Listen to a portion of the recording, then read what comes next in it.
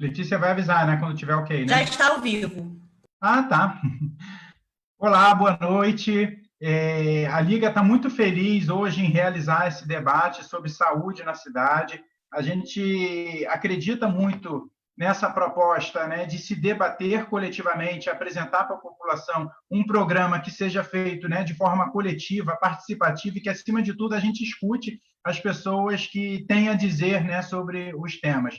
Pensar uma cidade não é uma coisa fácil, pensar uma cidade requer, né, muita participação. A gente não acredita na forma tradicional da política de se fazer as coisas, né, de forma isolada. Então, a Liga ela é um coletivo de pessoas que querem mudar a nossa cidade, ela é um coletivo que se encontra a partir, né, de uma dinâmica da cultura do Rio de Janeiro, mas que quer discutir todos os problemas da nossa cidade, para a cidade que tanto precisa, né, de pessoas hoje que se coloquem e que estejam aptas, né, estejam com vontade de escutar o que a população mais precisa. Então, nós temos a proposta de um mandato coletivo, a Câmara dos Vereadores, né, da nossa cidade, e a gente está muito feliz hoje aqui de receber, né, a querida Lígia Bahia, professora do FRJ, médica, o Everton, que é médico da cidade, e o meu amigo deputado federal, Chico D'Angelo, que eu já tive o prazer, né, de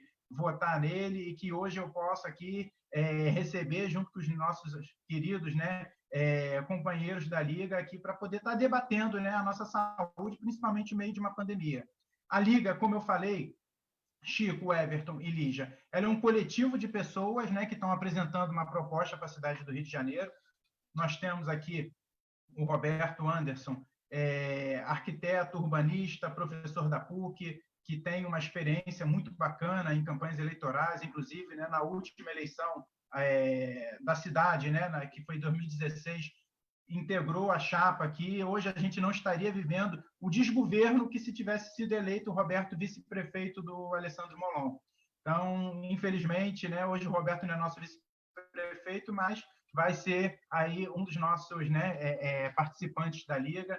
Nós temos a Janaína Bem-vindo, que é capoeirista, que tem uma militância no bairro de Cordovil, Cidade Alta, uma área tão esquecida pela cidade, atua na cultura. Ontem fez um debate super bacana na rede da Liga sobre a cultura, né, paraense, sobre o carimbó. Nós temos a Mariana Basílio, que é uma mulher guerreira, que já passou por muitas dificuldades na vida e por passar tantas dificuldades, né, principalmente com relacionamentos abusivos, decidiu canalizar as suas forças e a sua militância para que outras mulheres não passem sobre isso também. Então, a Mariana, né, hoje dedica o tempo dela à defesa, né, da luta das mulheres, principalmente aquelas que sofrem violência doméstica. E a Kelly Lousada, que está aqui, que ainda não abriu a câmera, mas que é uma grande companheira também, com mais de 20 anos de atuação no Morro da Mangueira, criou a ONG, né, chamada Meninas e Mulheres do Morro da Mangueira, e atua também na defesa de mulheres e também numa biblioteca comunitária no Morro da Mangueira, fazendo um trabalho belíssimo. Enfim, então essa é a composição da Liga. A gente está muito feliz, né, de receber vocês aqui. Roberto vai dar a dinâmica do debate, né, Roberto? E, enfim, eu estou muito feliz de receber vocês e de receber também as pessoas aqui no Facebook. Nós estamos compartilhando, vocês vão falar e a gente vai trazer algumas perguntas também lá do público, né, Roberto? Então, boa noite a todos. Obrigado por aceitarem o convite. Lígia, Chico D'Angelo e Everton, 3 médicos, o Chico médico e político. E a gente tem muito a aprender. Como o Pedro estava falando, nós temos uma conexão muito forte com a questão da cultura, cidade, urbanismo, etc. Mas entre nós não há ninguém ligado à saúde. Mas nós sabemos que a saúde é fundamental, é uma das questões saúde mais que a população mais requer, né? E agora, nesse momento, o SUS mostrou toda a sua importância e assim, estamos todos agradecendo aos médicos por sua dedicação, etc. Então, vamos aprender mais, estamos mais aqui para aprender com vocês e discutirmos a questão da saúde na cidade. A dinâmica será a seguinte: nós vamos passar a palavra para cada um dos convidados, eles poderão falar 10 minutos, eu vou avisar quando estiver terminando, e depois abrimos para perguntas tanto das pessoas que estão aqui na sala como para pessoas que estão nos acompanhando no Facebook. Ok, então, eu queria talvez começar pelo Chico D'Angelo, que talvez tenha uma perspectiva também da questão de verbas federais, etc., e a gente vê o que ele tem a nos dizer. Obrigado, Chico.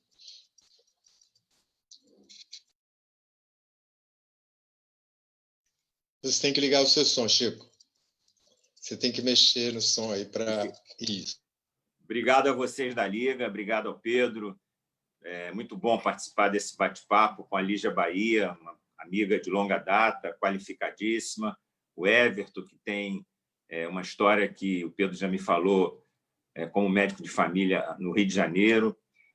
Acho que a saúde hoje é um tema no mundo todo, no Brasil e particularmente na cidade do Rio de Janeiro. Aliás, a pauta é a questão das cidades, né, na saúde.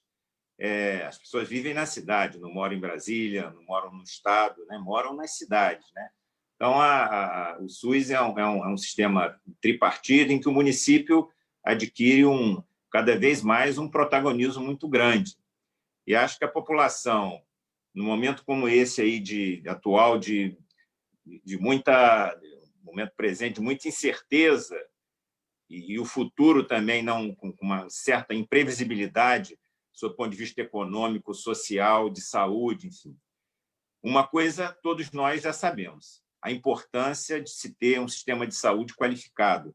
Isso o mundo todo hoje já faz já dá essa importância. E o Brasil, que tem um sistema de saúde muito qualificado, reconhecido sob o ponto de vista de proposta, ele vem sendo muito maltratado, subfinanciado, enfim.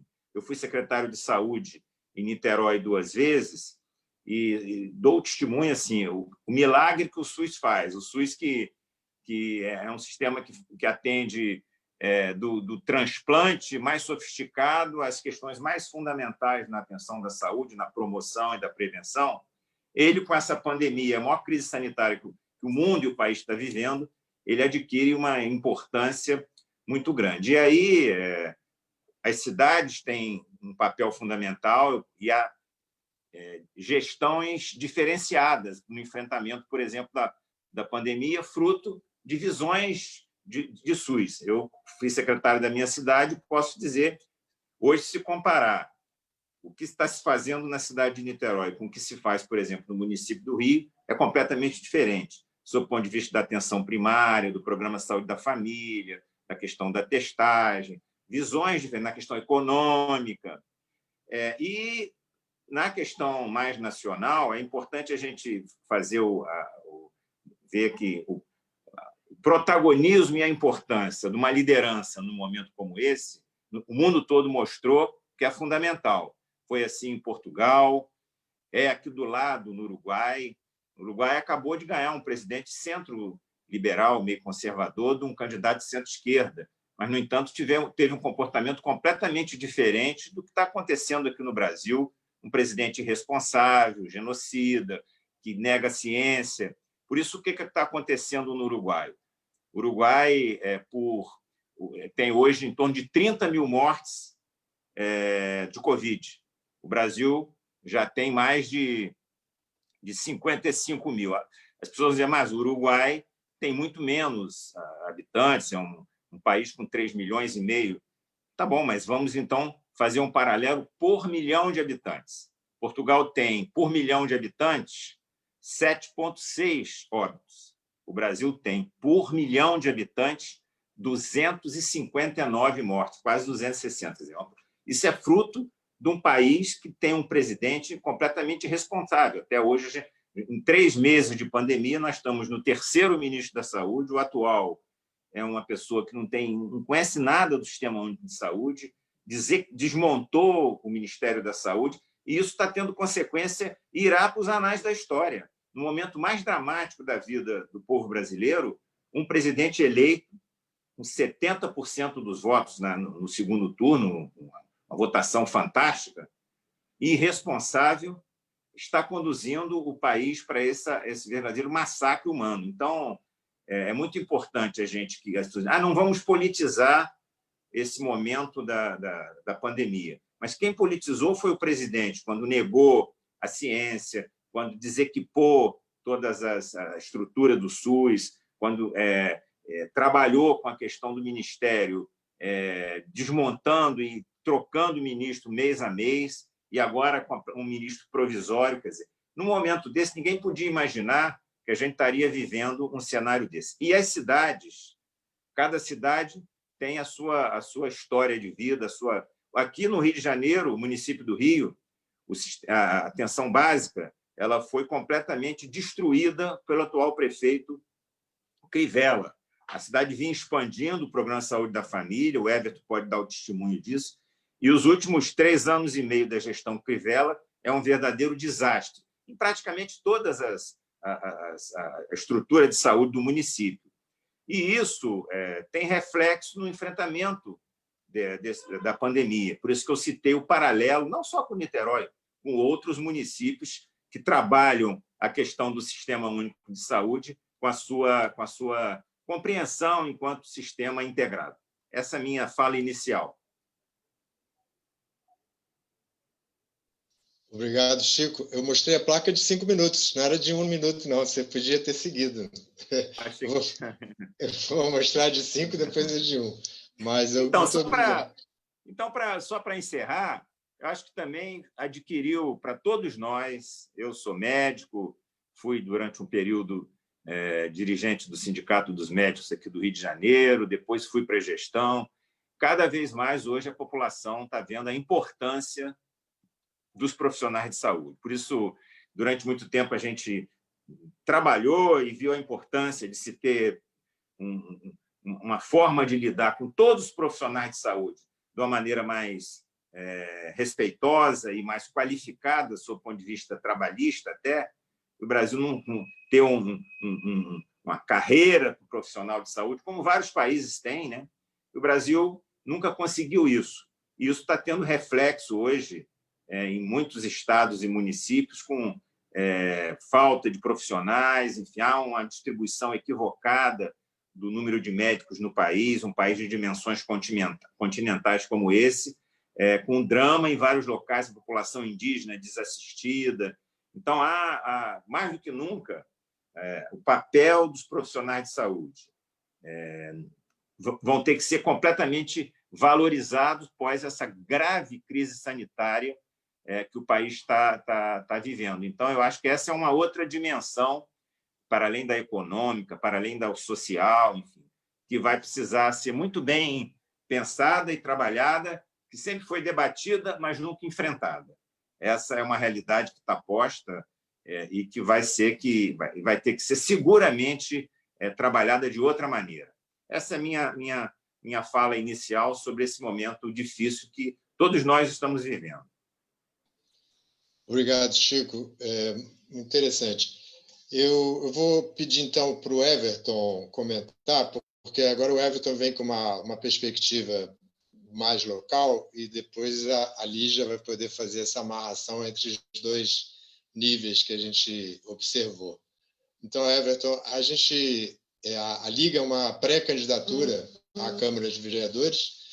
A questão que você pode trazer para a gente conversar é fundamental, porque essa medicina local, a questão toda da estrutura que existe no município e como é que se dá na entrada, né? Inclusive na prevenção. Então, por favor, Everton, palavra. Bom, boa noite. Primeiramente, eu queria agradecer o convite por participar desse espaço. Para mim é um privilégio. E falando um pouco de minha experiência, eu sou formado em medicina pela Escola Latino-Americana de Medicina, em Cuba. Me formei em 2012. Posteriormente, tive fazendo parte do programa Mais Médicos pelo Brasil, pelo qual eu trabalhei 3 anos, ali na região metropolitana de Curitiba. E em 2017, eu decido vir fazer minha especialização em Medicina de Família e Comunidade no Rio de Janeiro, porque ainda na época o Rio de Janeiro se destacava nacionalmente pelo projeto de expansão da atenção primária que se vivia aqui no município.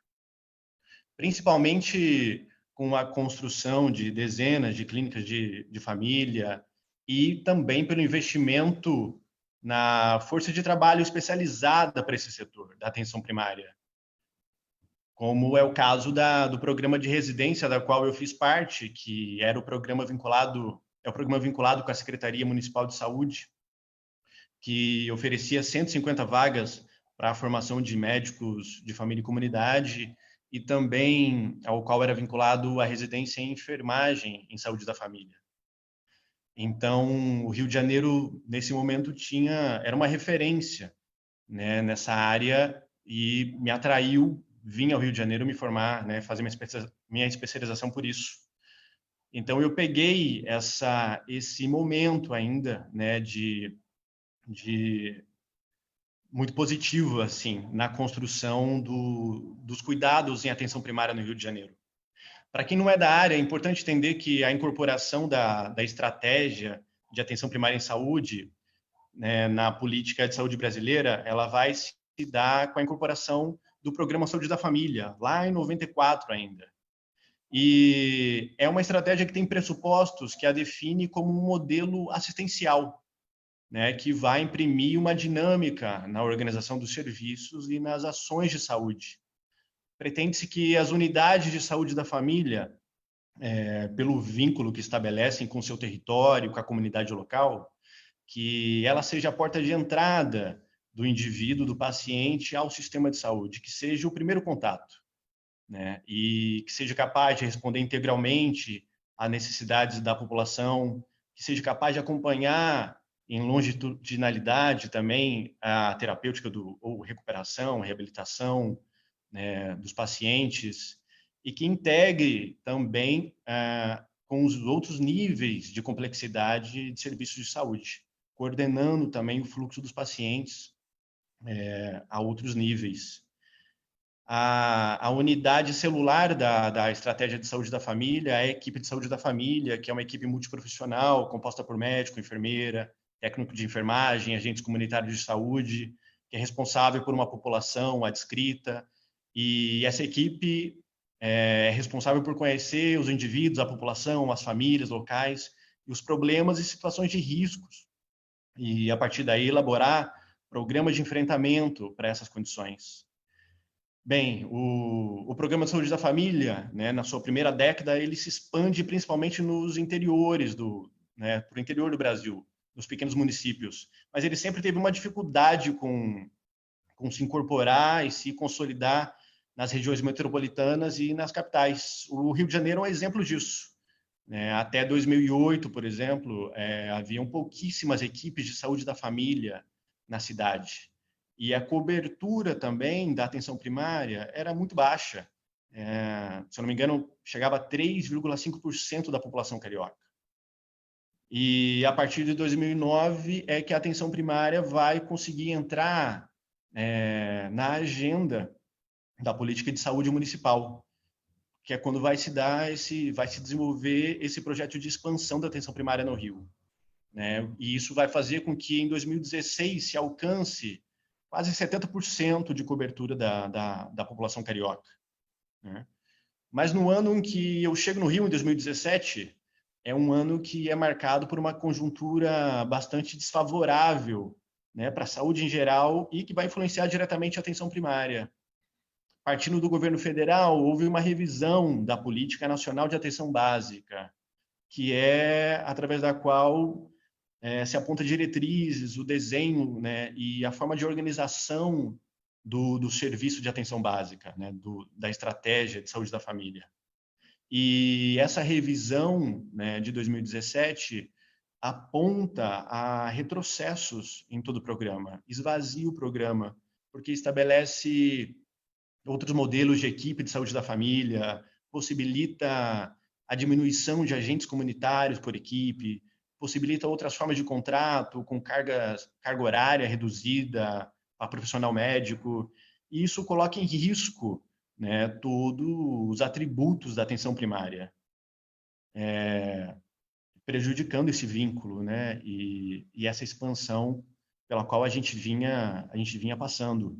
E o governo municipal ele vai estar em coerência com essa conjuntura também nacional e vai tomar medidas de retrocesso do projeto aqui no município. A gente enfrentou demissões de muitos colegas, muitos profissionais, principalmente agentes comunitários de saúde, enfermeiros. A gente teve o fechamento de equipes de saúde da família, a ameaça de fechamento das clínicas de família.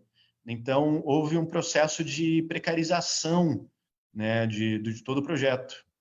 E tanto que os trabalhadores, os profissionais da saúde, né, da atenção primária, se organizaram e eu mesmo vivenciei diversas greves durante todo esse período, né, em defesa da saúde pública, em defesa da saúde do município do Rio de Janeiro.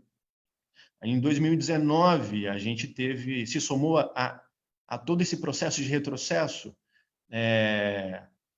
algo que tende ainda a piorar a situação, porque em 2019 é proposto um novo modelo de financiamento da atenção primária, né, implementado pelo governo federal.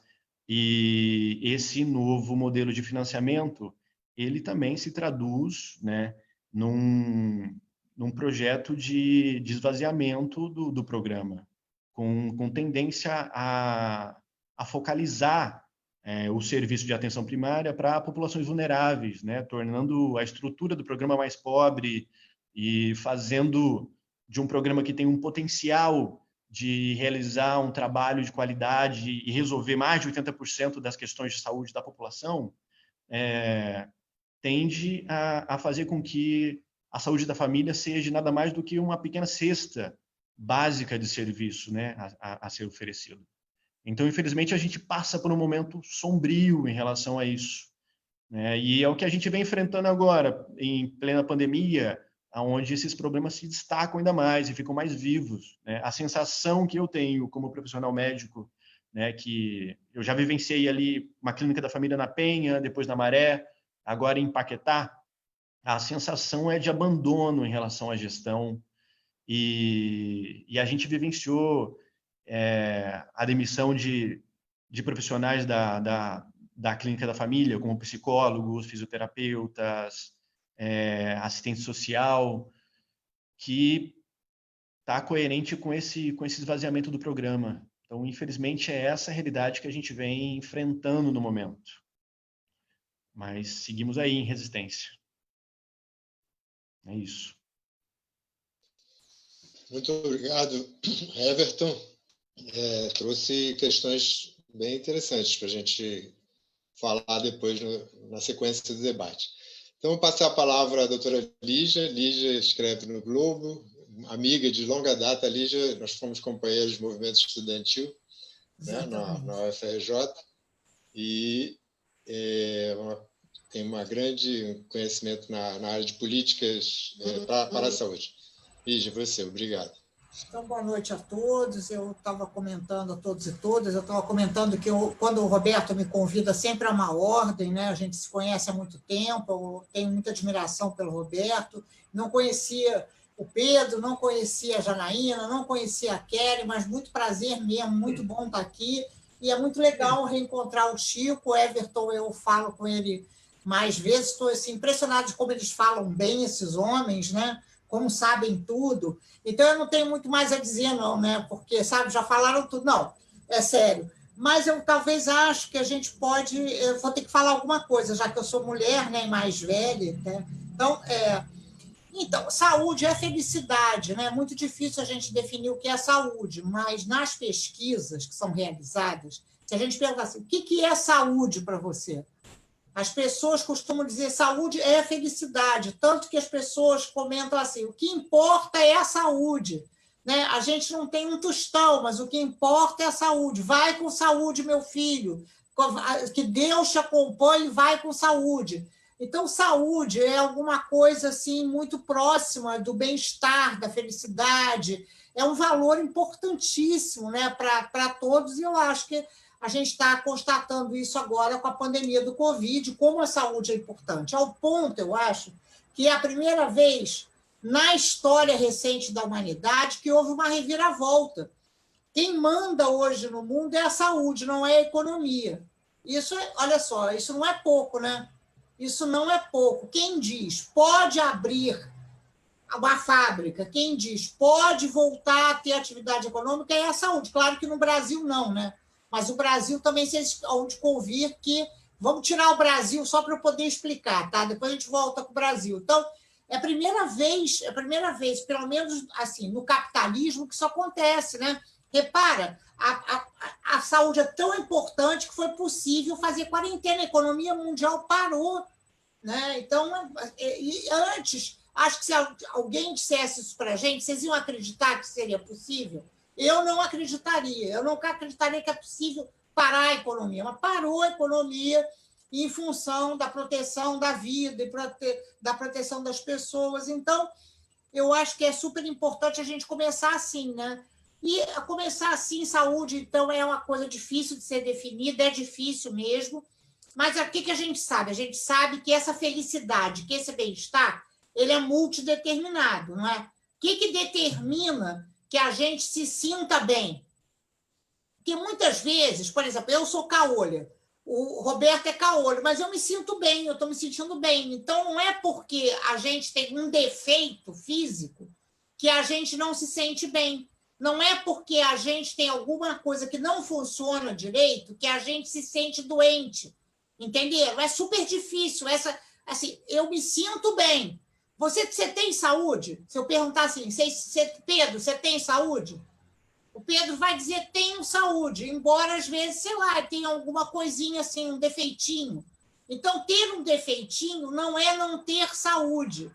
Por exemplo, muitas vezes a gente pode ser uma pessoa mais idosa, que tem algum tipo de uma hipertensão, mas a pessoa se sente ótima, se sente ótima. Quem vai dizer que ela não tem saúde não é ela, é um profissional de saúde. Então, a pessoa está se sentindo ótima, mas um profissional de saúde diz que ela... Ah, tá, você está ótima, você não está ótima não, tá? E a pessoa continua ótima, apesar de alguém dizer que ela não está ótima. Então, veja, não é assim, gente. O médico fala assim, essa criança tem que tomar antibiótico durante 7 dias. Eu duvido que alguém dê antibiótico durante 7 dias para uma criança, porque a criança melhora, a criança começa a dormir, e a mãe não acorda a criança para a criança tomar antibiótico, entenderam? E a mãe está certa ou está errada? É ou não é? Entenderam? A mãe é melhor para a criança dormir e descansar, ou precisa acordar a criança, enfiar um remédio, a criança vomita, chora, etc. Então, tudo isso, olha só, essas relações, elas são relações muito assim, de muita autoridade, né? Quem diz que você está bem e está feliz, e quem diz que você não está bem, e se você não está bem, você não pode ser tão feliz quanto você achou que poderia ser feliz. Então, esse é uma... Agora. Então, esse é assim, só para a gente começar. Além disso, a gente tem muitas desigualdades, né? Nesse bem-estar, assim, é uma desigualdade brutal. Então, a chance da gente viver mais e melhor é muito maior para quem tem mais renda, para quem mora em lugares que tem saneamento, para quem mora em habitações que são habitações mais organizadas, maiores, para quem tem escolaridade alta, para quem é branco, para quem enfim, é heterossexual, né? Então, ser branco, heterossexual, ter maior renda, etc., estão associados a melhor bem-estar, melhor saúde. Isso é dramático, porque, então, em que mundo é esse, né? Que mundo é esse que sequer as pessoas têm direito de viver tanto quanto outros? Então, só para dar um exemplo para vocês, Serra Leoa, a esperança de vida em Serra Leoa, que é aquele país que eclodiu o surto de ebola, é de 46 anos. E no Brasil é de 76 anos. Então, um brasileiro tem uma chance de viver 30 anos a mais do que quem nasce em Serra Leoa, entendeu? Em compensação, os japoneses vivem 20 anos a mais do que nós. Né? Mas é claro que isso eu estou dizendo em média, né?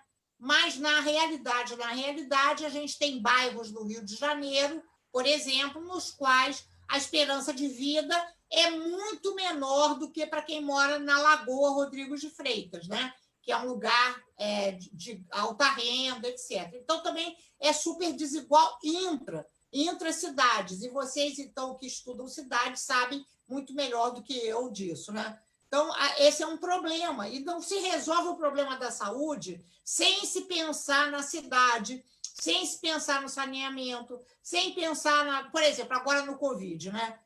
Todo mundo fala, fique em casa. Bom, fique em casa como, né?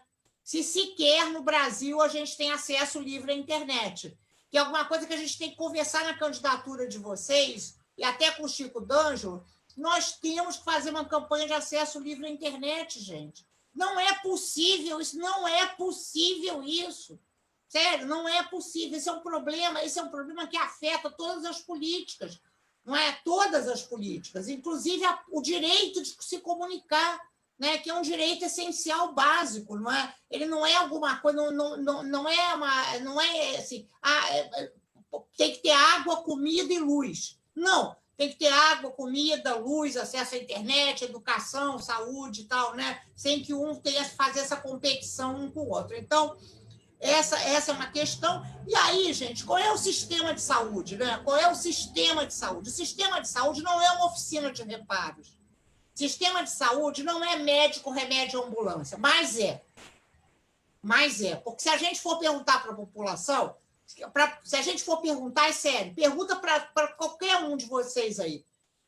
Assim, claro que nós não, porque nós temos essa sofisticação. A gente fala, não, atenção primária à saúde. Mas a população não quer nada de atenção primária à saúde, a população quer hospital, ambulância, remédio, é isso que a população quer, claro, mas é claro, porque é assim que as classes médias brasileiras fazem.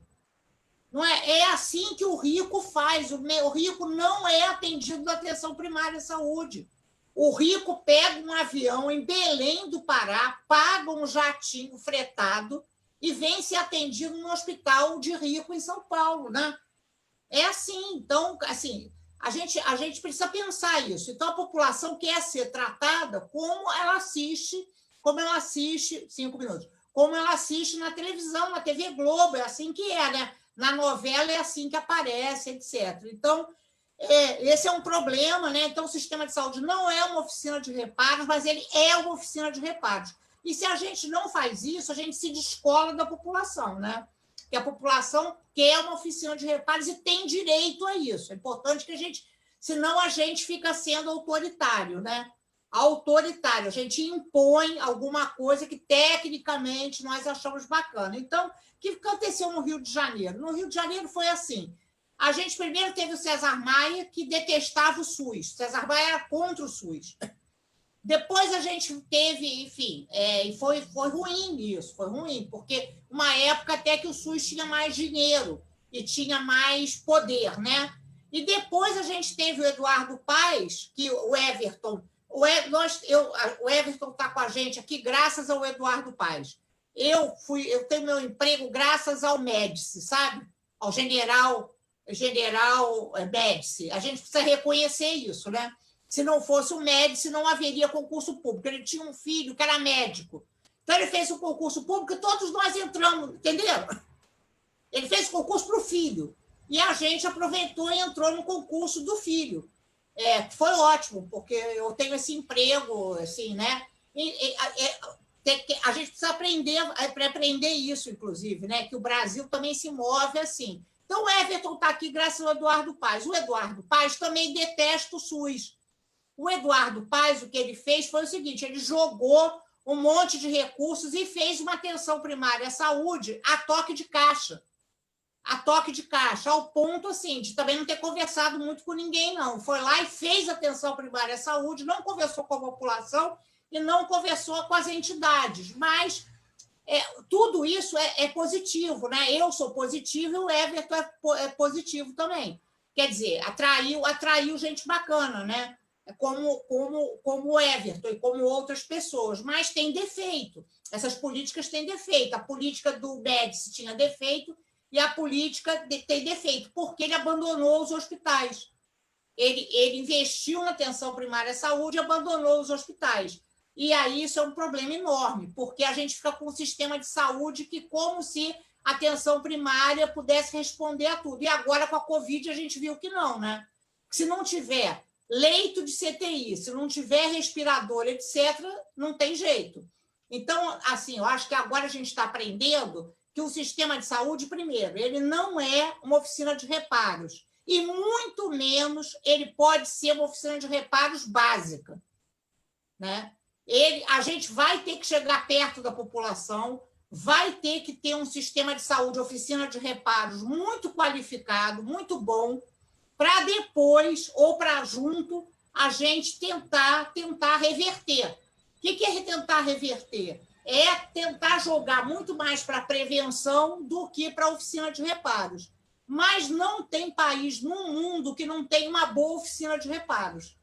Então, eu penso que as experiências democráticas, elas caminham nessa direção. Oficina de reparos, vocês estão entendendo, é entre aspas, né?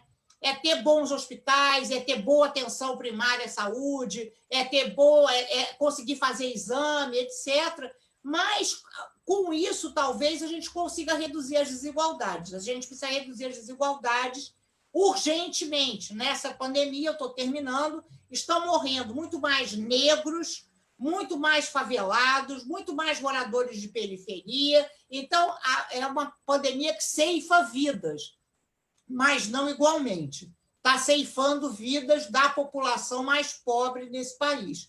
Portanto, é uma injustiça dupla, né?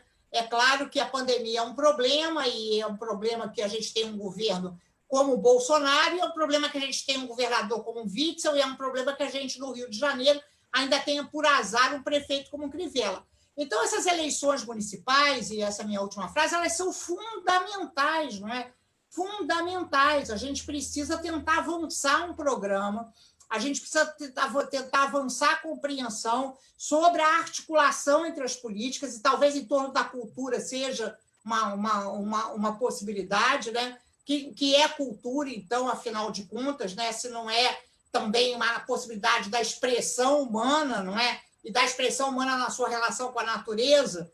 Então, talvez a gente pudesse pensar, avançar uma ideia de desfragmentar as políticas, né? Porque quando a gente começa assim, primeiro faz um debate sobre saúde, depois faz um debate sobre educação, depois faz um debate sobre moradia, e nunca isso aparece de maneira integrada, né? Então, os programas políticos, eles ficam parecendo curso de faculdade, sabe? E a política não é isso, a política não é curso de faculdade, a política é redistribuir o poder, né? Para quem não tem poder. E quem não tem poder é quem não tem saúde, é quem não tem, enfim, né? Não tem direito à educação, não é que não tenha só a saúde, não tem um conjunto enfim, de acessos, né, de direitos. Tá? Então, também estou muito feliz de estar aqui e fico aí para o debate. O SUS do município do Rio de Janeiro é uma porcaria, né? Já foi bom, já foi melhor. Atualmente, a gente tem uma... Se eu perguntar para vocês, quem é a secretária municipal de saúde? Quem sabe? Quem sabe o nome do secretário estadual de saúde? Porque nem tem, né? A gente não tem ministro, não tem secretário estadual de saúde. Então, realmente, o contraste com Niterói, que o Chico D'Angelo estava falando, é muito legal, porque realmente em Niterói a gente tem política de saúde e com resultados positivos, né? Com muito menos mortes por Covid, por muito menos casos por Covid, e com uma tranquilidade, a população mais tranquila. E como o prefeito de Niterói está com 85% de aprovação. 85% de aprovação, o que evidencia que a política de saúde ela pode ser um carro-chefe, né? Vai ser nessa campanha, né? Claro, quem não falar de saúde, o coletivo de vocês tem que falar sobre saúde, porque todos estarão falando sobre saúde, né? Muito obrigado, Lígia. É exatamente isso. Por isso que nós convidamos vocês para nos ajudarem a falar de saúde. Vamos abrir, então, para as perguntas. Tem aqui uma pergunta. Eu botei, Roberto, você viu aqui no chat? Estou vendo. Tá, só falar antes de você fazer a pergunta, Lígia, o César, que é presidente do nosso partido, ele está mandando um grande beijo aqui para você, falou que ele aprendeu com as melhores, né? foi seu aluno, e tem muita gente trazendo coisas lá do Facebook. O Roberto vai trazer as perguntas agora, mas muitos elogios também, né? Ao Everton, ao Chico e a você também. Está sendo bem legal a interação por lá. Vai lá, Roberto. Tem uma pergunta aqui que pode ser dirigida a todos, que é sobre se o sistema de clínica de famílias, sistema de medicina de proximidade, se ele realmente pode funcionar, etc. É um pouco o que vocês estavam falando, mas eu acho que a pessoa gostaria de ouvir um pouco mais sobre isso. E eu particularmente, queria fazer uma pergunta, porque o Chico trouxe a experiência de Niterói, que a gente... que ele reputa que está positiva, e o Everton diz que, num determinado momento, aqui no Rio esteve e agora não mais. Agora, como que a gente traduz isso em dados? No momento em que estava positiva aqui no Rio, o que se estava alcançando e o que não alcança agora? E, Chico, em Niterói, o que está se conseguindo em termos, né, de dados palpáveis, etc., para a gente entender um pouco essa coisa? Seria essa a pergunta.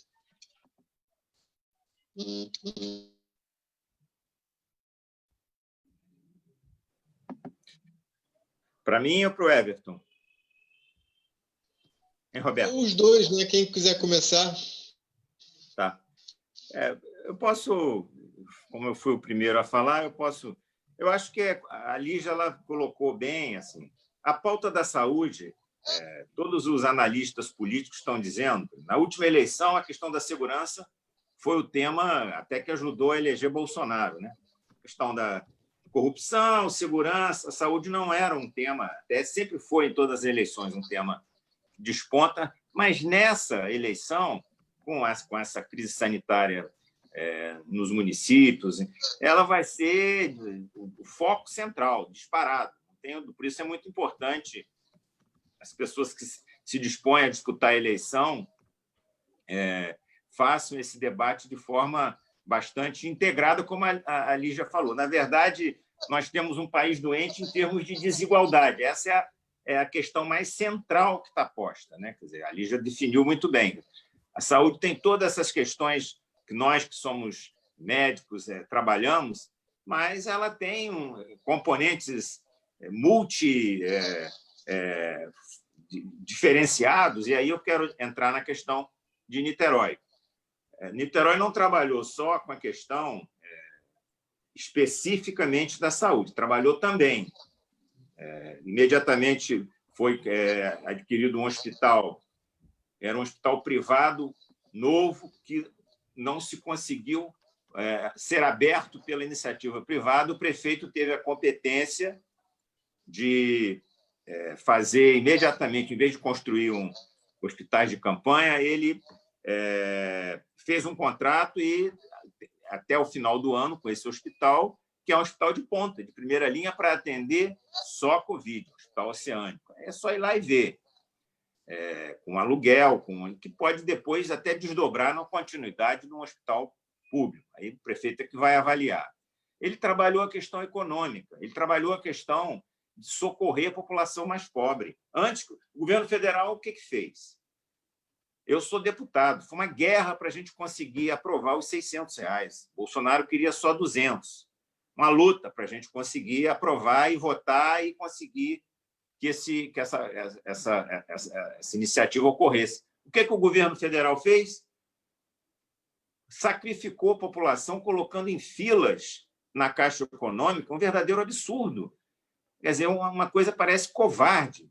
Niterói, antes do governo federal, deu uma ajuda à população mais carente da cidade de uma maneira tão ágil, hoje, como a Lígia falou, com internet, com isso, com aquilo, que as pessoas tinham cartão, não tinha fila. As pessoas pegavam o seu recurso através de um cartão, poderiam ir fazer a sua compra, não teve tumulto na cidade. Essa é uma maneira eficiente que tem reflexo na saúde. Quando você socorre, você pode pedir a essa pessoa, fique em casa, porque já tem uma ajuda do município. Assim foi com taxista, assim foi com micro, pequeno empresário da cidade. Os restaurantes fechados, eles lá dão testemunho disso. Empresa que tinha até 19 funcionários, a prefeitura arcou, eu vou segurar 10. você segura 9, não demite, eu vou pagar o salário de 10. Essa é uma iniciativa do prefeito que faz com que o setor micro, pequeno, empreendedor consiga sobreviver. Fora outras iniciativas, né? Na questão de alugar hotéis para que profissionais de saúde não precisam se deslocar e possam ficar próximos às unidades, hotéis qualificados. Então, se eu for listar aqui as dezenas de iniciativas que a prefeitura, fora montar uma equipe de consulta, da qual eu tive orgulho de fazer parte, com pessoas que semanalmente aconselhavam o prefeito da UFRJ, da Fiocruz, da UF, com várias pessoas, o Valcler fazia parte, o Medronho fazia parte. O prefeito ouvia as pessoas da área da saúde e da ciência para ele tomar as iniciativas. Então, são uma série de formas de trabalhar completamente diferentes, por exemplo, tudo que o governo federal fez. Por isso, os resultados lá, objetivamente, são completamente diferentes. Do Rio, completamente diferentes. E de vários municípios do Brasil. Essa é a minha intervenção, no sentido da gente entender a questão das várias frentes que o governo federal, o governo do Estado poderiam ter tomado, além das iniciativas específicas da questão da saúde, que poderiam minimizar o sofrimento do povo. Eu acho que essa que é. E acho que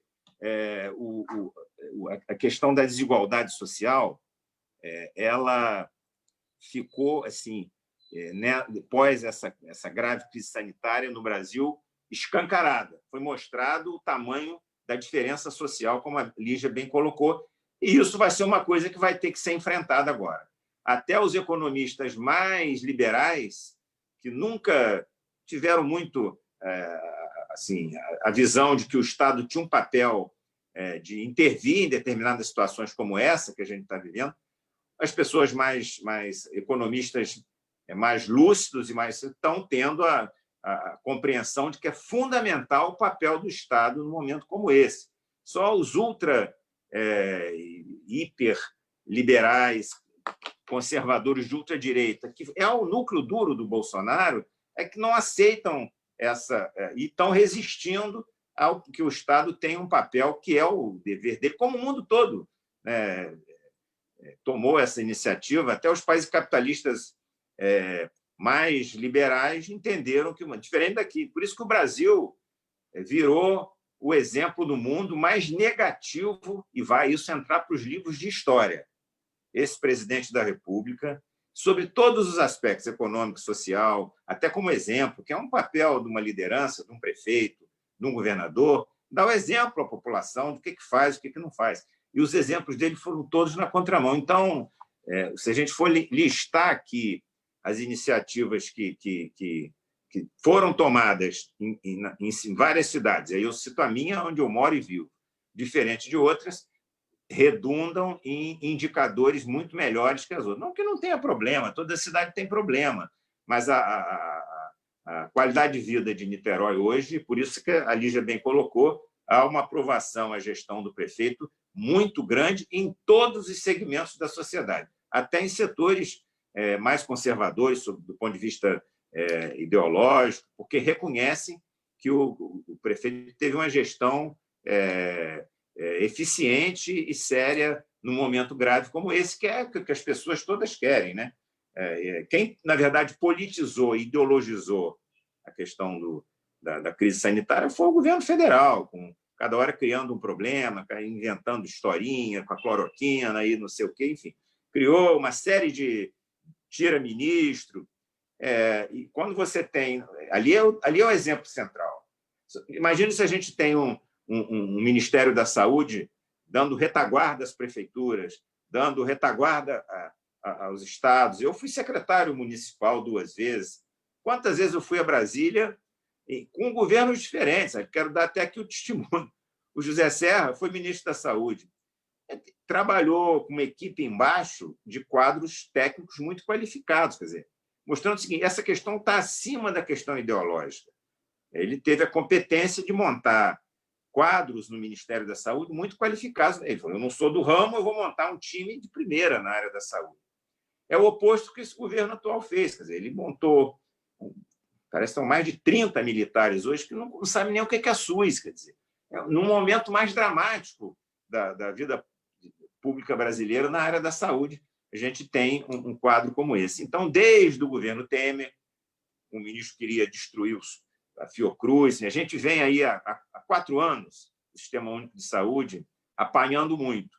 E agora, com esse quadro mais dramático, a gente tem os exemplos para a gente poder fazer as comparações. E no ano de eleição, e aí a fala da Lígia é muito importante, nós vamos ter que fazer essas diferenciações para ver o seguinte: isso tem reflexo na vida cotidiana das pessoas, que há municípios que as pessoas estão sofrendo mais, principalmente aí, como ela falou, a população mais pobre. Essa, então, é que está sofrendo mais, como a gente tem visto aí em vários municípios, como aqui no Rio de Janeiro, nas filas da Caixa Econômica, as pessoas sofrendo para buscar os seus R$600, depois de vários atrasos, como está sendo feito no mundo artístico. Eu fui presidente da Comissão de Cultura, aprovamos lá a Lei Aldir Blanc, sou coautor, e Niterói fez uma própria para socorrer os artistas, a Fundação de Cultura lá. Tem vários artistas. E dessa semana eu conversei com o Chico Batera, que mora lá, elogiando a prefeitura, porque está vendo o drama de vários artistas, a prefeitura tomou a iniciativa de socorrer os atores, enfim, todos os trabalhadores da cultura. O governo federal, a gente aprovou a lei, não sei quando vai sair, o Senado já aprovou, está uma guerra para a gente conseguir que ele libere esse recurso para os milhares de pessoas que trabalham na cultura, que estão vivendo um momento dramático e sofrido no Brasil todo. Estou falando demais aí. Obrigado, Chico. Everton, você pode, então, falar um pouquinho da experiência no Rio, quando estava funcionando bem, que dados demonstram isso, para a gente entender um pouco? Bom, vamos lá. Acho que primeiro explicando que quando eu falo que o Rio de Janeiro estava se destacando, né, nacionalmente com o projeto de expansão da atenção primária, eu acho importante frisar que o que foi construído também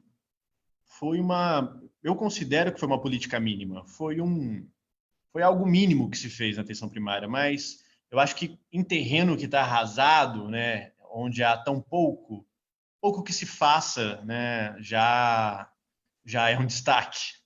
Infelizmente, me parece que é a situação que a gente vivencia. O que eu tenho de experiência aqui, né, pela minha passagem pelas clínicas de família no Rio de Janeiro, e o que me surpreendeu como profissional e me pareceu positivo, a estrutura, né, que física mesmo das unidades de saúde da família, em comparação a outros serviços que eu conheço, me pareceram algo positivo, né?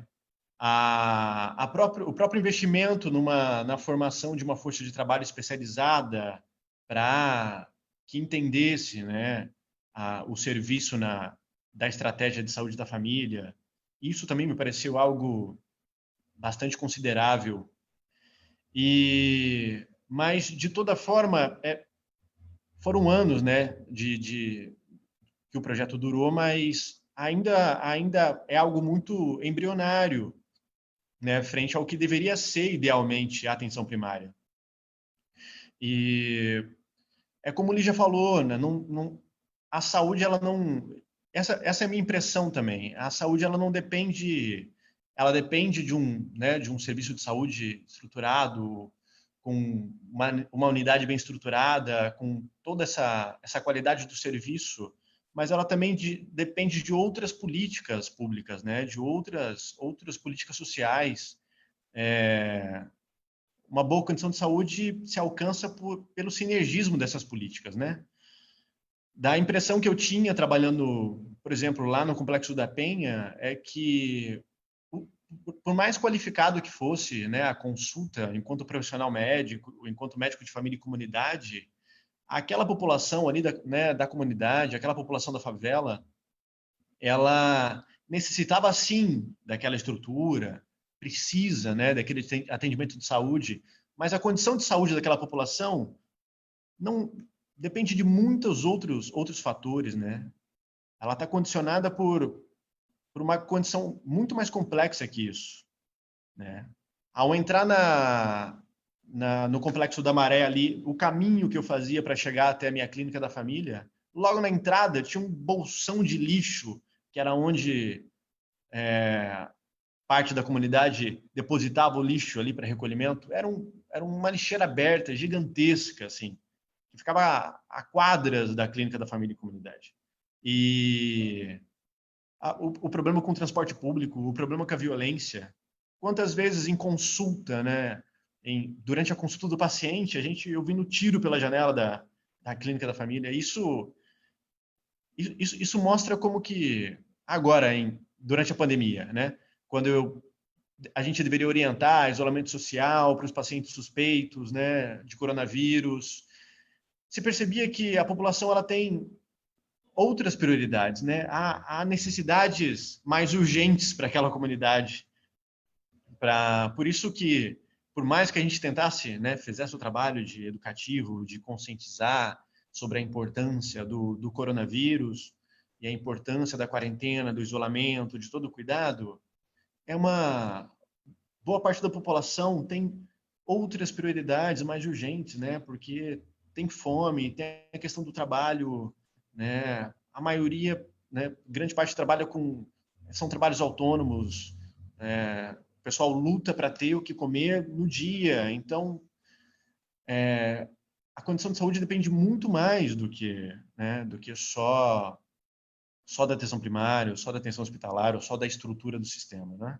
Mas, de toda maneira, eu acho que nesse pouco avanço que a gente teve da estrutura, com as clínicas da família, com a atenção primária no Rio, né, a gente passa por Você vê como é vulnerável essa política, né? E como ela acaba não acaba de se solidificar, de se estruturar, porque é passado outra gestão, vem Crivella e vai, né? A gente sofre todo esse retrocesso. E, infelizmente, é difícil, né? Eu acho que é uma pergunta difícil também de responder, mas é essa a condição que a gente enfrenta. Obrigado, Everton. Lígia, você estava falando da internet.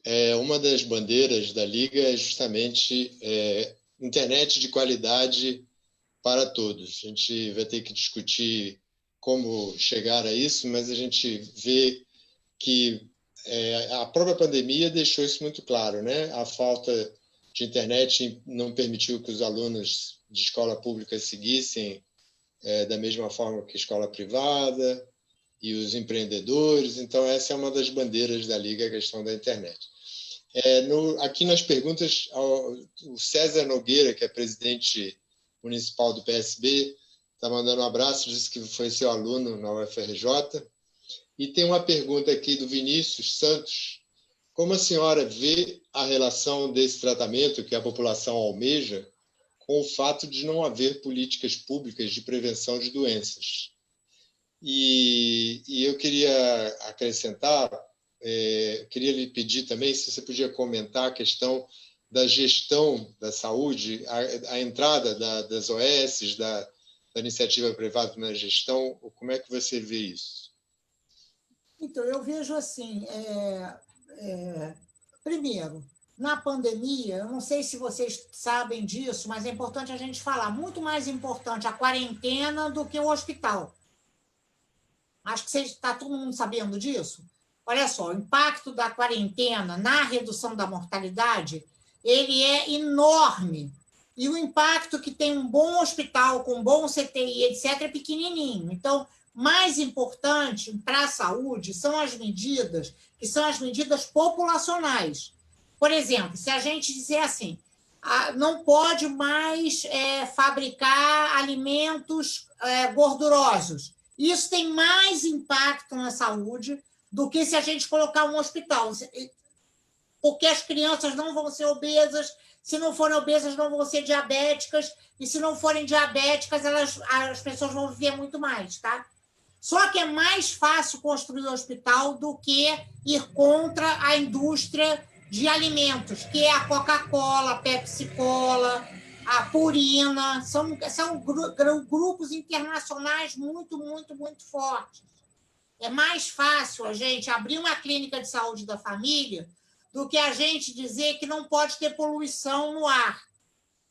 Né? É muito mais fácil a gente dizer assim, vamos ter médico para todo mundo, do que a gente dizer que não devia ter transporte individual, que o transporte devia ser coletivo, e que não devia ser um transporte que polui, como a gente tem o transporte que polui, tá? Então, isso, né? Então, acho que a Covid está, assim, talvez tenha ficado um pouco mais claro isso, né? A importância da gente ter saúde. Eu acho que talvez a gente consiga sair da pandemia com uma consciência um pouco melhor sobre isso, porque toda a indústria ela inculcou na nossa cabeça o contrário, né? A mãe começou a dar danoninho para o filho, achando que danoninho equivalia a um bifinho. Só que o danoninho não só equivalia a um bifinho, como o danoninho era extremamente prejudicial para a criança, né? Eu mesma comprava danoninho para os meus filhos. Aí botava danoninho no lanche dos meus filhos, que achava que era igual a um bifinho. E era mentira aquilo, né? É mentira. Agora, bom, enfim, então tá. Senão a gente demora muito nessa resposta. Então, insistindo, né? Aí tá bem, então vamos sair daí, assim. A gente não pode, a gente tem que tentar no Brasil ter políticas que sejam políticas contrárias a esses grandes interesses econômicos que prejudicam a saúde. Bom, mas todo mundo fala, não é disso, não adianta na campanha eleitoral, não é isso que vai rolar. Na campanha eleitoral vai rolar assim, Eduardo Paes vai dizer que ele é o autor do projeto das clínicas da família e que aquilo deu tão certo, que reduziu a mortalidade infantil. Então, primeira parte, verdade. Ele é o autor e as clínicas de saúde da família, elas foram bacanas, elas foram realmente construídas e elas começaram a atender a população. Reduziu a mortalidade infantil. Mentira. A mortalidade infantil não é reduzida por médicos, remédios e ambulância. Mortalidade infantil é reduzida por melhor alimentação, por melhor gestação, enfim, por um conjunto de outros fatores que não é médico, remédio e ambulância. Então, verdade a primeira parte, mentira a segunda parte. E, além disso, o Eduardo Paes, ele privatizou, porque ele colocou um monte de clínicas de saúde da família na Zona Oeste, mas contratadas por organizações sociais. E que depois a gente viu do que deu, né? Muitas dessas organizações sociais, o Chico D'Angelo sabe disso, eu sei também, são de colegas, assim. Enfim, uma relação extremamente íntima entre a organização social, o poder político, e mais tarde gerou isso que nós estamos vendo, esse horror de corrupção, né? Porque é uma coisa assim que parece que está no DNA da saúde do Rio de Janeiro, não para de ter corrupção. Então, esse é um problema que eu acho que vocês, por exemplo, vão ter que enfrentar, né? Queremos, sim, clínicas de saúde da família, mas nós queremos que as clínicas de saúde da família tenham uma contratação transparente, concurso público, etc., né? E tem que pensar sobre isso. O processo de compras. Eu tenho uma proposta que é a seguinte, vou falar para vocês. Eu acho que o TCU devia atuar preventivamente. Nós temos um TCU municipal. O Rio de Janeiro é uma jabuticaba. As únicas duas cidades que têm TCU municipal é Rio de Janeiro e São Paulo, que até talvez nem devesse ter, mas digamos, sei lá, eu não sei se deveria ou não deveria, mas tem. Então, esse TCU municipal, ele podia fazer alguma coisa, porque o TCU ele atua só depois que o leite já foi derramado. Né? Então, a gente precisava, o órgão de controle, que ele fosse preventivo nesse sentido, né? Preventivo, então, acho que essa é uma proposta. Que a comissão de vereadores de saúde, a Câmara tem uma comissão de vereadores da saúde, que agora o Ferreirinha está começando a se destacar, vocês viram? É estranho, porque o Ferreirinha atuava nessa área de ciência e tecnologia e agora ele está se deslocando para a saúde. Então, claro, todo mundo vai querer falar sobre saúde, né? Todo mundo vai querer pegar uma carona nessa cauda do cometa. É importante que a gente não tenha uma proposta para isso, porque realmente é uma vergonha essa corrupção na saúde, mas é importante que a gente diga assim, não basta só a clínica de saúde da família, a gente quer um sistema inteiro integrado. Né? E, para isso, é preciso, acho que uma proposta é que o sistema de saúde do município atue em conjunto com as universidades que aqui existem. Porque o que o Eduardo Paes fez foi um absurdo. O Eduardo Paes trouxe o Everton de Curitiba para cá sem passar pelas universidades, entendeu? Entenderam o que ele fez? Ele fez uma coisa caríssima, que foi fazer uma residência pela prefeitura. E não precisa, porque nós temos 4 universidades, né? 4 grandes universidades. Então, a gente precisa fazer essa proposta, não precisa, isso é uma conversa longa, não precisa explicar isso, mas só para vocês entenderem como é que foi o processo totalmente troncho, totalmente torto. E a gente precisa, sim, ter essa articulação com as universidades para formar recursos humanos, para colaborar, para ter uma relação de inovação na área de ciência e tecnologia. O SUS está velho, né? O SUS do Rio de Janeiro está velho, porque, né, com 32 anos de maltratos, como disse o Chico D'Angelo, então o SUS precisa essa renovação. A gente tem essas possibilidades, não é que não tem o que fazer, a gente poderia tem muita coisa para fazer. Agora, tem que ter sabedoria, inteligência e saber o que o adversário vai dizer também, né? Porque a Marta Rocha, ela é interessante porque ela é a coordenadora, o presidente da Comissão de Saúde da Assembleia Legislativa. Então, ela está se aproximando do tema da saúde, porque ela é muito vinculada à segurança, né? E como disse o Chico D'Angelo, nessa eleição não é segurança, nessa eleição é saúde. Veja, ela tem bons requisitos, porque ela é mulher, ela é conhecida pela segurança. Mas então, a gente precisava conversar também sobre isso, né? A gente precisa conversar com todos os candidatos a prefeito para ver se a gente consegue emplacar um certo programa mínimo de saúde, sem o que, por exemplo, quem é deputado federal mal consegue ajudar a cidade, né? Porque também precisamos mais recursos para o SUS, precisamos as emendas, precisamos um conjunto, né? Então, é isso, sim. Tem jeito. Tem um problema de financiamento, mas também tem um problema de gestão. O Rio de Janeiro, agora, o município, tem uma empresa chamada Empresa de Saúde. É uma empresa da prefeitura. Essa empresa fez contratação para os hospitais de campanha, inclusive para os hospitais da UFRJ, da Fiocruz. Foi essa empresa que contratou profissionais de saúde. A forma de contratação é abrir edital, chega lá o profissional e é contratado. Isso não é o ideal.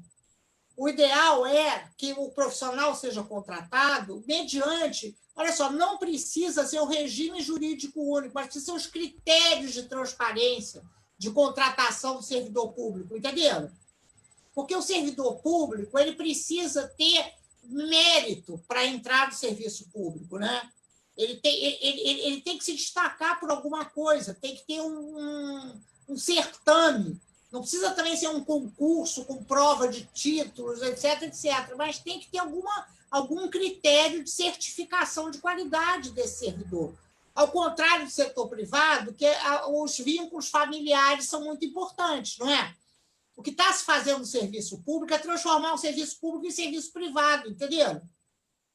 Porque quem indica é o vereador, quem indica é o deputado. Como é que você consegue ser agente comunitário de saúde no município? Entenderam minha pergunta? Como? Já adivinharam, né? Então não dá, né? Não dá, porque aí vai dar tudo errado, essa pergunta do Vinícius, né?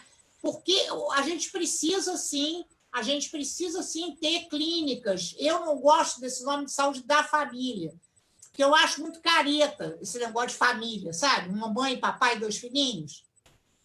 Eu penso que devia ser clínicas de saúde de bairro. Outra coisa, né? A família, ela já surgiu com uma coisa muito conservadora, entendeu? Médico de família. Eu brincava, não, vou fazer um médico de programa, fazer o contrário, assim, entendeu? Então, um casal, sei lá, que não é uma família tradicional, como é que fica isso, né? E as famílias, a maior parte das famílias brasileiras não é família tradicional. Né? Isso é um modelo maluco que a gente tem na nossa cabeça. Todo mundo é separado, juntado, largado, etc. É assim que as pessoas são. Né? Não é mamãe, papai e 2 filhinhos. Então, esse modelo, ele não é a maravilha do planeta, entendeu? Mas, de qualquer maneira, ele se consolidou assim, tal como as UPAs, que são outra porcaria. Tecnicamente, as UPAs são uma coisa insustentável, mas elas estão aí. Então, não é para a gente desmanchar, né? É para, tá bom, preservar, mas ter inovações. Eu acho que esse seria o segredo. É o segredo de Niterói, que tem continuidade de administração. Não é. Agora, o que vai acontecer nessa eleição? Todo mundo vai aparecer como inventor da roda, né? Entendeu? E eu acho que se a gente pudesse ter um discurso de não inventor da roda, que a gente vai preservar, que a gente vai cuidar do que tem, seria uma coisa importante, né? Porque o Rio de Janeiro tem. O Rio de Janeiro foi capital da República, o Rio de Janeiro tem grandes hospitais federais aqui, tem hospitais universitários, então é disso que a gente tem que falar, né? Obrigado, Lígia. Janaína, Roberto, ela fez uma pergunta. eu queria, rapidinho, Roberto, eu queria ler um comentário que está aqui no Facebook que eu achei muito pertinente. Eu queria, porque ele dialoga muito com as falas, que foi o seguinte, que a Alice Rodrigues, ela falou o seguinte: o Covid-19 está estampando a verdadeira desigualdade social que vivemos, né, na nossa sociedade. O vírus demorou para chegar nas periferias interiores, porém já se mostra completamente fatal. Neste momento, de grandes números divulgados, a população se depara com grandes quantidades de mortes sem laudos médicos, sem ter um motivo declarado. E eu achei isso muito forte, sabe? Porque a gente às vezes sabe que isso está acontecendo, mas isso não é falado, né? E eu acho que isso precisa ser muito falado também, né? A Alice, pela foto dela, que é uma jovem, né? Então, deve ser uma jovem que está muito preocupada com essas coisas, que provavelmente não está no algum grupo de risco, eu não sei, mas é que ela traz essa discussão. E eu acho que ela precisa ser muito falada, né? Exato, Pedro. Isso vai de encontro com a colocação que eu quero fazer e com a pergunta que eu tenho aqui.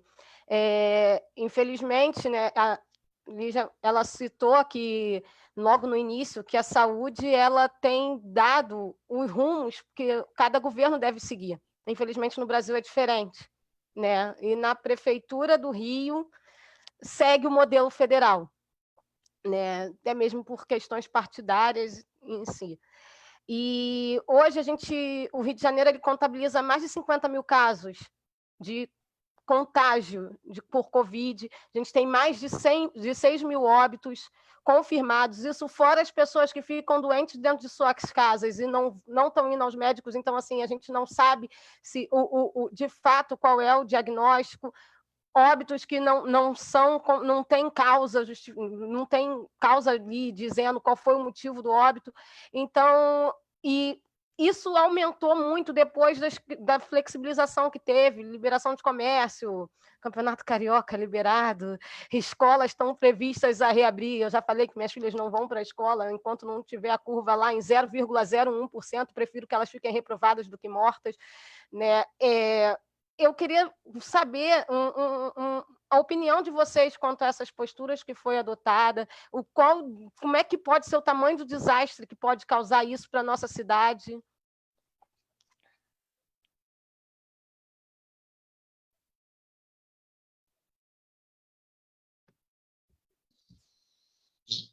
Chico quer começar a responder? Sem dúvida, Janaína. Eu acho que você abordou uma questão muito importante, que é a questão da subnotificação. Hoje a gente não tem a dimensão exata do número de casos Você tem o que é divulgado formalmente, mas isso, como agora a pandemia, a epidemia do coronavírus está se expandindo para o interior, agora mesmo vi dados de Minas Gerais, no interior de São Paulo, em cidades que, às vezes, não têm a mínima estrutura de saúde, cidades que não têm nenhuma, nem na atenção básica, nem na área hospitalar, nem, enfim. E que será uma situação dramática os próximos meses aí, com a interiorização do Covid-19, né? Acho que isso que ela aborda é uma preocupação que se tem, né?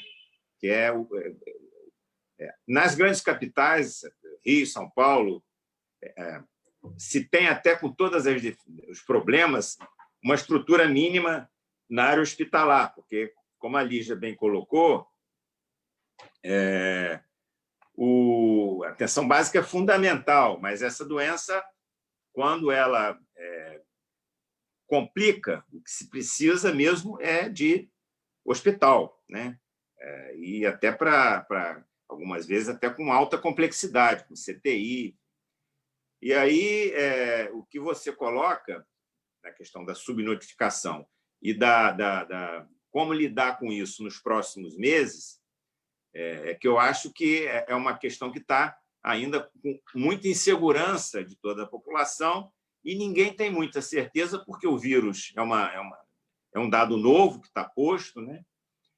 E eu acho que as questões, as cidades e os locais que estão tomando medidas mais agressivas. Belo Horizonte liberou um pouco mais a questão do isolamento social e hoje o prefeito resolveu radicalizar de novo, porque viu que os indicadores pioraram. Então, há um cenário no Brasil de muita insegurança nessa questão, porque há uma pressão dos setores econômicos muito forte, as prefeituras que não socorreram a população, por exemplo. No caso de crianças mais pobres, que a Secretaria de Educação não trabalhou a questão da merenda escolar para assegurar que as pessoas pudessem sobreviver até sob o ponto de vista alimentar.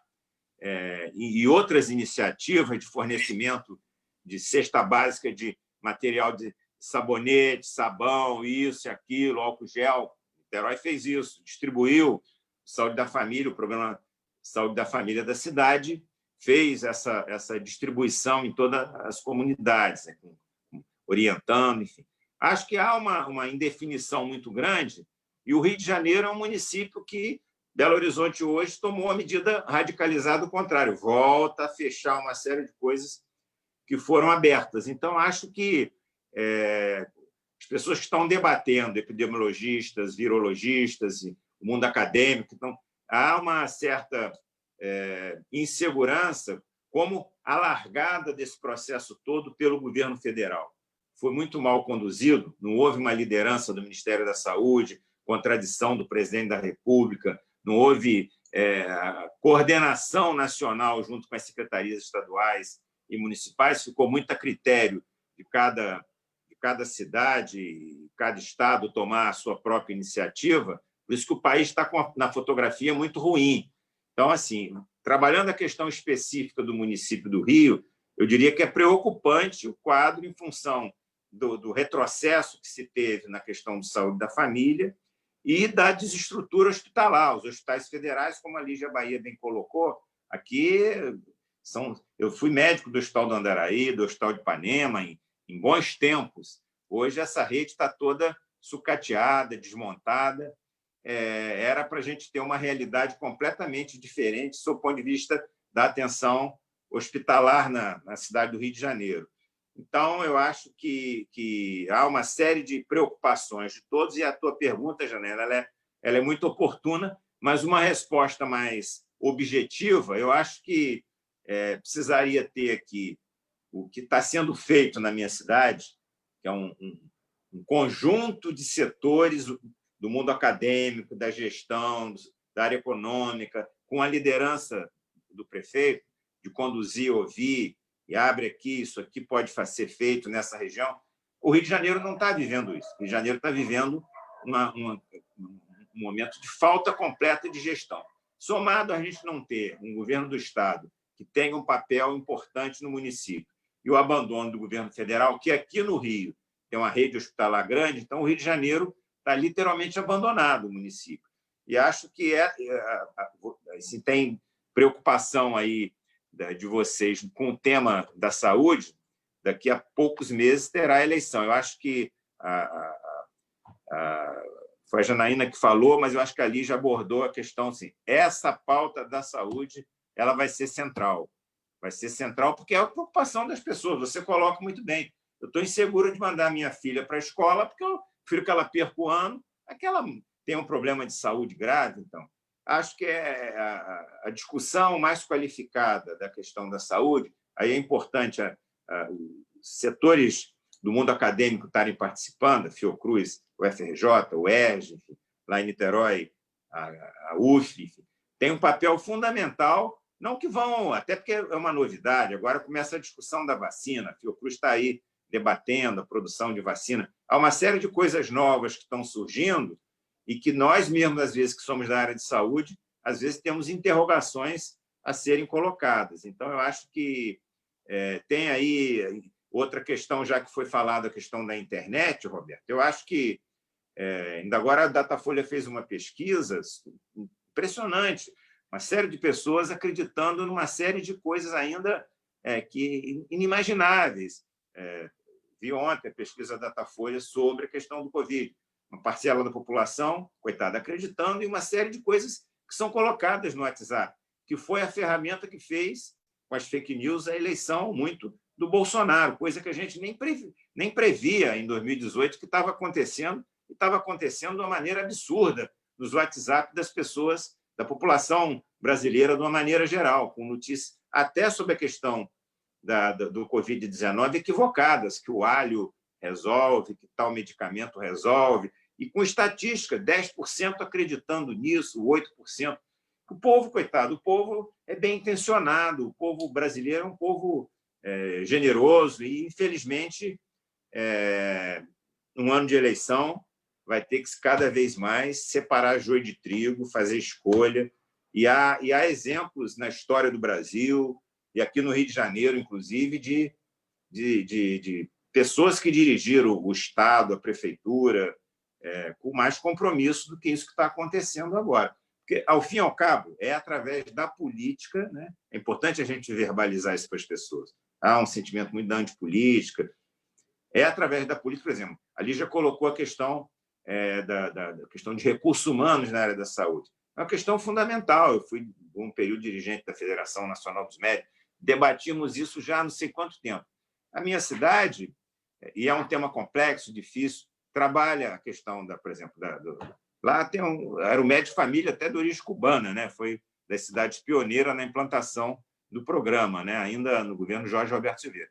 Dizer que lá na cidade, na outra gestão minha, a gente criou uma fundação estatal sendo aprovada pela Câmara. A perspectiva o programa Saúde da Família lá será através de concurso, será através de escolha por concurso, com CLT, carteira assinada, não precarizado, com salário qualificado, que é a maneira que se tem de ter transparência e de se trabalhar como opção estatal, que é uma forma estatal, a fundação, como diz, é estatal, quer dizer, que vai gerir toda, não só a saúde da família, como a questão de saúde mental e outros programas da cidade, que, infelizmente, foi interrompido a programação do concurso, porque estava programado para o primeiro semestre em função da crise sanitária que nós todos estamos vivendo, não podia ter concurso para um monte de gente se reunir para fazer prova. Obrigado, Chico. Nós já estamos com praticamente 1h30 de debate, e eu estou um pouco preocupado também com vocês, com os compromissos. Eu queria trazer duas perguntas, uma pergunta e um comentário, pedir para cada um de vocês, talvez, falar um pouquinho, e aí a gente ia fechando, porque eu fico preocupado de estar alugando vocês mais do que vocês já estão nos ajudando. Então, há uma pergunta do José Maria Rodrigues, que foi um pouco do que foi dito aqui. Ele pergunta se o ideal seria haver centros médicos hospitalares com todas as especialidades nas comunidades, né? Um pouco que o Everton talvez vinha falando. E tem uma pergunta, um comentário da Giane Veiga sobre a onda verde que dominou as eleições municipais na França nesse fim de semana, apesar da presença do coronavírus. Seria isso um sinal de que a questão do meio ambiente faz parte da discussão da saúde no mundo? Então, essas duas questões, eu gostaria, se possível, cada um de vocês comentassem para a gente um pouco fechar o debate. Everton, quer começar? Pode ser. Bem, tem esse estereótipo da atenção primária e toda a estrutura que envolve, né? As unidades de saúde da família ou a clínica da família, tem esse estereótipo de que é um serviço barato, né? E é um serviço que atende, um serviço de baixa complexidade. Eu acho que isso é uma coisa bastante questionável, assim, porque a partir desse estereótipo que tem atenção primária, eu vejo que ela é tratada dessa maneira pelas gestões e recebe financiamento partindo desse estereótipo, né? Entendido como algo básico, como algo pouco, né? E focalizado, mas a atenção primária é um serviço que atende, né? Tem a sua complexidade. E é um serviço que não deveria ser barato, não deveria ser tratado dessa maneira. Isso mudaria o sentido de investimento, mudaria o sentido da ótica da gestão frente a esse programa, né? A essa estratégia de oferta de assistência à saúde. Então, eu acho que é preciso mudar esse foco em relação à atenção primária, e porque, de alguma forma, isso também influencia como a população enxerga o serviço que é oferecido a ela, como algo básico, como algo simples, e demanda, né, de um serviço com mais qualidade, que seja capaz de responder de melhor maneira às suas necessidades. Mas eu acho que não me parece que se trate do fato de ter centros hospitalares relacionados aos bairros. Eu acredito ainda que a unidade de saúde da família tem o potencial de adquirir uma qualidade para responder às necessidades da população dos bairros, né? Mas isso depende de que a gente amadureça esse projeto, né? Que realmente se consolide como tal, porque o que existe hoje é algo muito precário ainda, né? O pouco avanço que a gente teve ainda guarda muita precariedade, falta muito, mas eu acredito que o investimento que deva ser desenvolvido não vai no sentido de criar centros hospitalares, né, nos bairros, mas vai no sentido de realmente fortalecer a atenção primária e que ela possa, né, de maneira que ela possa realmente responder a essa demanda que a população tem. Acho que é isso. Obrigado, Everton. Lígia, quer comentar, por favor? Eu quero, Everton, não sei, sabe? Porque eu acho que a gente tem que ouvir a população, sabe? Não pode impor um modelo porque a gente que é técnico, a gente acha que ele é bom, entendeu? As pessoas precisam ter acesso às especialidades, não precisam, só que elas não têm. Como é que a gente faz isso? Então, eu concordo com você. Eu, como técnica, eu acho que o modelo está correto, mas ele precisa ser mais potente, porque senão ele não responde, né? Ele não responde. As pessoas vão até ali, aí elas são indicadas para ter uma consulta de especialidade e fazer um exame. Não conseguem. Então, como é que se resolve isso, né? A gente precisa inventar, precisa ter telemedicina, precisa ter consulta, né? O médico de família junto com o cardiologista, o médico de família junto com o nefrologista, tem que ser alguma coisa diferente dessa que nós temos. Porque isso que nós temos, de fato, não é satisfatório para a população. Embora possa ser satisfatório para a gente, mas para a população não é. Inclusive, quando nós ficamos doentes, nós não vamos na clínica de família, né? Nós, médicos, nós vamos em outro lugar. Então, como que se eu, médica, não sou atendida na clínica de família, eu vou dizer que a clínica de família resolve? Resolve para quem, né? Para mim, não é. Então, fica muito... Essa coisa não pode ser mais assim. Nesse momento, tudo está muito claro. Assim, essa ideia de recomendar alguma coisa que, para mim, não serve, não serve, né? Então, eu acho que a gente precisava andar muito. Você tem razão. Eu acho que se a gente tivesse possibilidade de amadurecer os modelos, a gente conseguiria encontrar alguma coisa que fosse mais potente, né? Eu digo assim, Everton, não é hospital de bairro, não, mas clínicas de bairro eu acho super simpático. Tipo o modelo inglês, sabe? Que não chama família, chama qualquer coisa, porque os ingleses, você sabe, os ingleses são muito homossexuais, né? Totalmente, totalmente. Então, eu acho que eles não topariam, desde sempre, né? Não topariam chamar uma coisa de clínica de família, né? Você entende, Everton? Porque tem um problema aí, que é um conservadorismo, ele é contrário às tendências de diversidade sexual, racial, etc.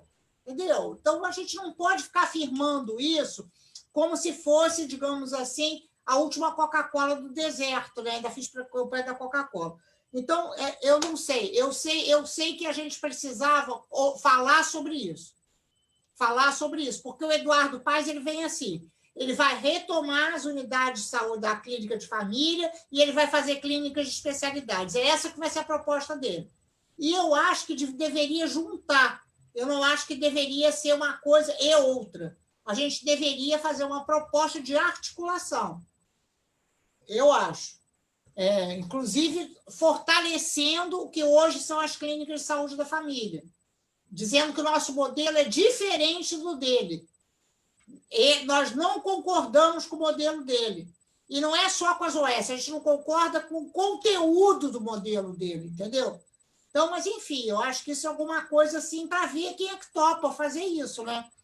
Porque não adianta estar na nossa boca, tem que estar na boca do candidato ou da candidata. Da nossa boca não vai para lugar nenhum. Então, assim, sei lá. E a outra pergunta da Onda Verde, que eu acho muito legal, fiquei muito feliz com a eleição na França, mas você viu que na Espanha não foi, né? No norte da Espanha nós perdemos. Então, não sei se é uma onda tão assim. Claro que é legal que a gente reelegeu uma prefeita super legal. Eu acho que tem, sim, esse movimento político em relação ao meio ambiente, na Alemanha, especialmente, né? A gente sabe disso, Roberto sabe disso, mais do que todos nós aqui. E é bacana, eu acho que essa vinculação também, eu concordo, com vincular a saúde com o meio ambiente, eu acho bacana. Acho super bacana. A gente colocar também o problema do saneamento junto com a saúde é fundamental. A gente vai ter que se diferenciar. A gente não pode entrar falando só da clínica de saúde da família, que é uma tendência muito grande na esquerda, porque os médicos, poucos de esquerda, são da clínica de saúde da família, entendeu? Então, fica assim, como se a saúde da família fosse a solução. Não, a solução é o SUS. É um SUS grande, é um SUS que tem tudo, inclusive vigilância sanitária, saneamento, vigilância epidemiológica, produz medicamentos, produz vacinas, é outra coisa, né? Então, eu não sei, acho que também a gente está cansado, mas, Chico, outra coisa, rapidinho, você pode fazer uma emenda parlamentar?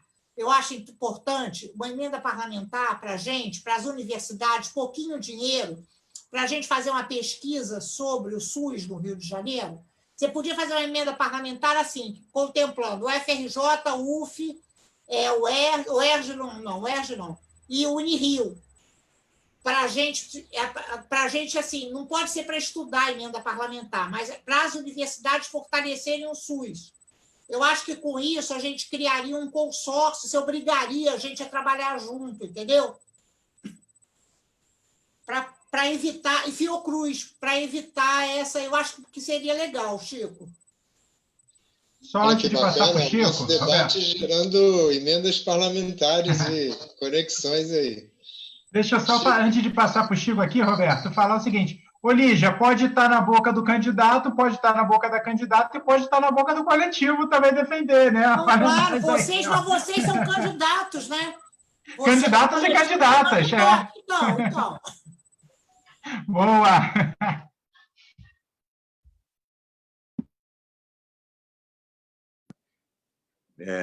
Janaína, Kelly, Pedro, Roberto, minha querida Lígia.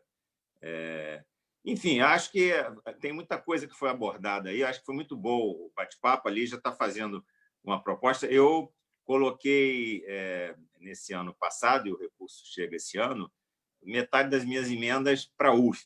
O reitor me pediu, a UF estava num sufoco, sendo muito perseguida pelo Bolsonaro, assim iniciou o governo, e o reitor terminou o gabinete. Eu coloquei metade das minhas emendas na Universidade Federal Fluminense.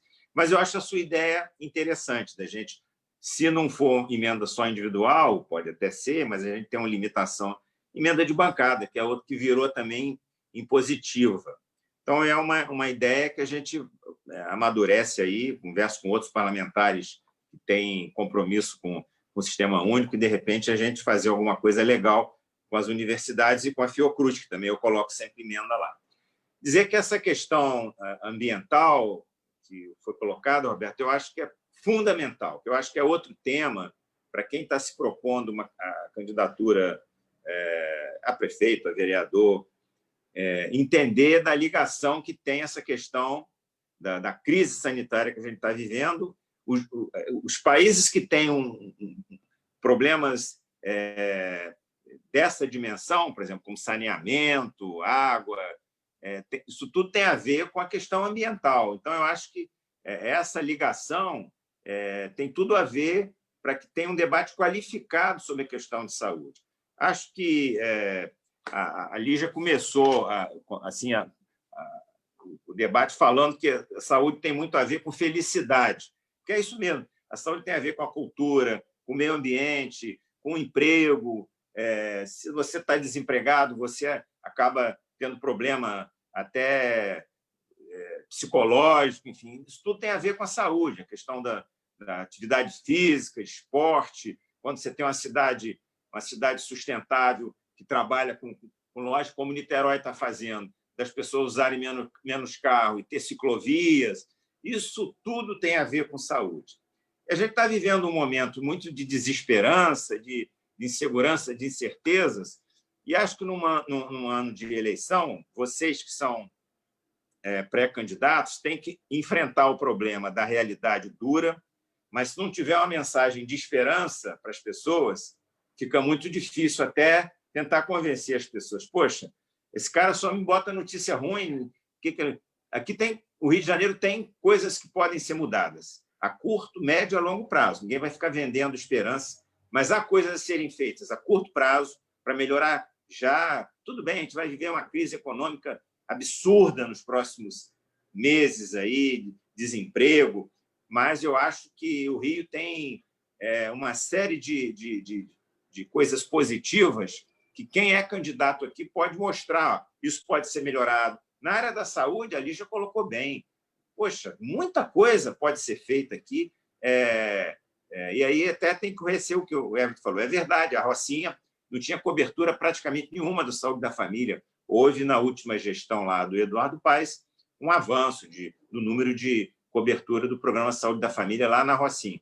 Mas, assim, tem uma série de outras iniciativas para a cidade do Rio que podem ser tomadas, que têm a ver com a questão da saúde, que eu acho que vocês têm que focar muito a questão da saúde, porque é o que as pessoas esse ano vão querer, é o que ela falou, eu não vou querer levar minha filha na escola se eu não tenho... Tudo isso tem a ver com a saúde. Então, acho que vendeu alguma coisa de esperança também. O Rio tem solução, sim. Acho que a Marta Rocha, como a Lígia colocou, eu acho que ela tem uma coisa muito interessante de diferenciar, que ela é presidente da Comissão de Saúde da Alerj, ela é uma parlamentar que teve uma boa votação, ela, nas últimas pesquisas aí que tem mostrado, ela está largando bem, surpreendentemente, empatada com Crivella. Enfim, acho que é uma candidata que pode surpreender e pode ir para o segundo turno e ganhar a eleição aqui no Rio de Janeiro. Acho que ela pode ser a grande, preparada, qualificada, está montando equipe boa, muita gente ouvindo. Como a Lígia falou, é de um tema que foi pauta da última eleição de segurança, e ela domina o tema e fez uma boa gestão, e está se qualificando na pauta da saúde. E vocês podem ajudar muito. Ela está ouvindo muito Niterói, as coisas de Niterói. Então, eu queria parabenizar vocês aí pelo debate, agradecer o convite e dizer que tem que passar uma mensagem de esperança. Acho que é isso. Obrigado, Chico. Queria agradecer, então, a todos que participaram, Chico, deputado Chico D'Angelo, a Lígia Bahia, que tem uma pessoa super ocupada, que nos cedeu esse tempo, o Everton, com toda a sua experiência da Clínica da Família. Everton, a gente vai voltar a te procurar para detalhar mais coisas, Lígia também, Chico, porque, como a gente estava falando no início do debate, nós não somos da área da saúde, mas sabemos da importância que a questão da saúde vai tomar nessa campanha. E a gente vai procurar vocês para detalhar algumas ideias, pedir conselhos, e espero que vocês estejam disponíveis para nos ajudar. Então, não sei se o Pedro quer falar mais alguma coisa antes da gente terminar. Eu queria, mais uma vez, agradecer a todos e dizer que vamos mandar, agora que a gente tem contato, vamos continuar mandando notícias da campanha para vocês, da pré-campanha. Eu só queria falar que, como bem disse, né, meu amigo Chico D'Angelo, a esperança é coletiva e passa por esse coletivo aqui também. Então, estou muito feliz e obrigado, né, a todos e a todas que participaram desse debate. É dessa forma, Roberto, que a gente espera. Né, Roberto? É dessa forma que a gente espera construir um Rio diferente, né? Com debate, sobretudo, né? Com conversas, ouvindo as pessoas, que a gente acredita que da diversidade, né, vai nascer a novidade. Obrigado, gente. Exato.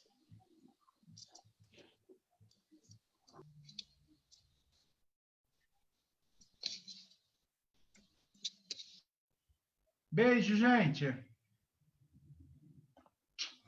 Boa noite, gente. Beijo. Tchau, gente. Obrigada. Boa noite. Tchau, boa noite. Obrigadão. Se cuidem. Nada de volta às aulas. Nada de volta às aulas. Queremos as crianças bem. Nada de volta às aulas, verdade. Boa noite.